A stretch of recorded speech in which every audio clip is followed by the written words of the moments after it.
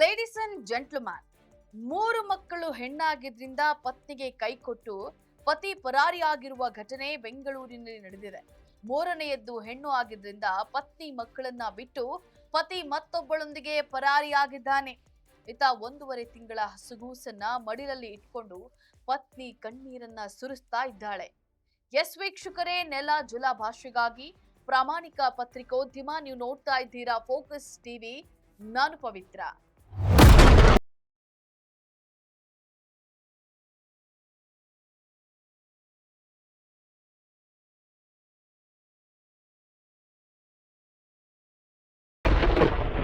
ಜನರ ಮನಸ್ಥಿತಿ ಹೇಗಿರುತ್ತದೆ ಅನ್ನೋದು ತಿಳಿಯೋದೇ ಇಲ್ಲ ನೋಡಿ.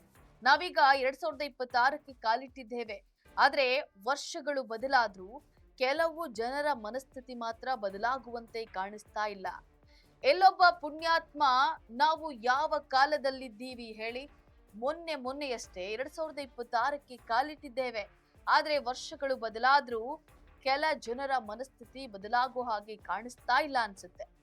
ಎಲ್ಲೊಬ್ಬ ಪುಣ್ಯಾತ್ಮ ಗಂಡು ಮಗು ಆಗ್ಲಿಲ್ಲ ಅನ್ನೋಂತ ಕಾರಣಕ್ಕೆ ಪತ್ನಿಗೆ ಕೈಕೊಟ್ಟು ಪರಾರಿಯಾಗಿದ್ದಾನೆ.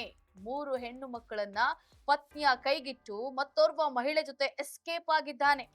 ಈತ 1.5 ತಿಂಗಳ ಹಸುಗೂಸನ್ನ ಮಡಿಲಲ್ಲಿ ಇಟ್ಕೊಂಡು ಪತ್ನಿ ಕಣ್ಣೀರಲ್ಲಿ ಕೈ ತುಳಿತಾ ಇದ್ದಾರೆ.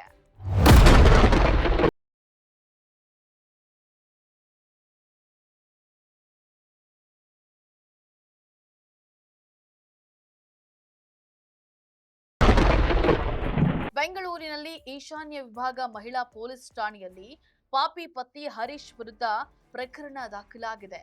ರಾಜಸ್ಥಾನ ಮೂಲದ ಹರೀಶ್ ಬೆಂಗಳೂರಿನಲ್ಲಿ ಸೇಲ್ಸ್ ಎಕ್ಸಿಕ್ಯೂಟಿವ್ ಆಗಿ ಕೆಲಸ ಮಾಡ್ತಾ ಇದ್ದ. ಈತ ಮಹಿಳೆ ಖಾಸಗಿ ಆಸ್ಪತ್ರೆಯಲ್ಲಿ ಸ್ಟಾಫ್ ನರ್ಸ್ ಆಗಿ ಕೆಲಸ ಮಾಡ್ತಾ ಇದ್ರು. ಕೆಲ ವರ್ಷಗಳ ಹಿಂದೆ ಇಬ್ಬರೂ ಕೂಡ ಪ್ರೀತಿಸಿ ಮದುವೆಯಾಗಿದ್ರು. ಬಳಿಕ 2 ಹೆಣ್ಣು ಮಕ್ಕಳು ಜನಿಸಿದ್ರು.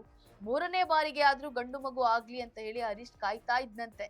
ಆದ್ರೆ 3ನೇ ಮಗು ಕೂಡ ಹೆಣ್ಣು ಮಗು ಹುಟ್ಟಿದ್ದು.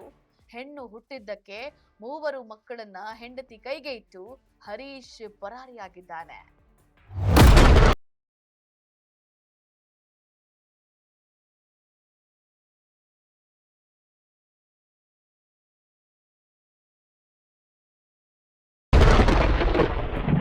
ಮೂರು ಮಕ್ಕಳು ಹಾಗೂ ಪತ್ನಿಯನ್ನ ಬಿಟ್ಟು ಪರಾರಿಯಾಗಿರುವಂತಹ ಪತಿ ಹರೀಶ್ ಮತ್ತೊಂದು ಮಹಿಳೆ ಜೊತೆ ಸಂಪರ್ಕವನ್ನ ಹೊಂದಿದ್ದಾನೆ ಅಂತ ಹೇಳಿ ಆತನ ಪತ್ನಿ ಆರೋಪಿಸುತ್ತಿದ್ದಾರೆ. ಇದಷ್ಟೇ ಅಲ್ಲದೆ ಬೇರೆ ಮಹಿಳೆ ಜೊತೆ ಇರುವಂತಹ ಹರೀಶ್ ಡಿವೋರ್ಸ್ ಕೊಡಲ್ಲ, ಇಬ್ಬರನ್ನ ನೋಡಿಕೊಳ್ತೀನಿ ಬಾ ಅಂತ ಹೇಳ್ತಾನಂತೆ. ಆದ್ರೆ ಪುಟ್ಟ ಮಕ್ಕಳನ್ನ ಬಿಟ್ಟು ಹೋದಂತಹ ಹರೀಶ್ ವಾಪಸ್ ಬರ್ತಾ ಇಲ್ಲ. 3 ಹೆಣ್ಣು ಮಕ್ಕಳನ್ನ ಸಾಕೋದಕ್ಕೆ ಆಗ್ತಿಲ್ಲ. ಮಕ್ಕಳ ಶಾಲೆ ಫೀಸ್, ಮನೆ ಬಾಡಿಗೆ, ಹಸುಗೂಸನ್ನ ನೋಡಿಕೊಳ್ಳಲು ಆಗ್ತಾ ಇಲ್ಲ ಅಂತ ಹೇಳಿ ನೊಂದ ಮಹಿಳೆ ಕಣ್ಣೀರನ್ನ ಹಾಕಿದ್ದಾರೆ. ಈ ಬಗ್ಗೆ ಪತ್ನಿ 1 ತಿಂಗಳ ಹಿಂದೆ ಈಶಾನ್ಯ ವಿಭಾಗದ ಮಹಿಳಾ ಪೊಲೀಸ್ ಠಾಣೆಗೆ ದೂರನ್ನ ನೀಡಿದ್ರು. ಆದ್ರೆ ಪೊಲೀಸರು ಕೂಡ ಹರೀಶ್ನನ್ನ ಕರೆಸಿ ಯಾವುದೇ ವಿಚಾರಣೆ ಮಾಡಿಲ್ಲ ಅಂತ ಹೇಳಿ ಮಹಿಳೆ ಆರೋಪಿಸಿದ್ದಾರೆ. ನೊಂದ ಮಹಿಳೆಗೆ ನೆರವಾಗುವಂತೆ ಪೊಲೀಸರನ್ನ ಬೆಂಗಳೂರಿಗರು ಆಗ್ರಹಿಸಿದ್ದಾರೆ. ಇದಾಗಿತ್ತು ಫೋಕಸ್ನ ಸ್ಪೆಷಲ್ ರಿಪೋರ್ಟ್. ನೆಲ ಜಲ ಭಾಷೆಗಾಗಿ ನೋಡ್ತಾ ಇರಿ ಫೋಕಸ್ ಟಿವಿ.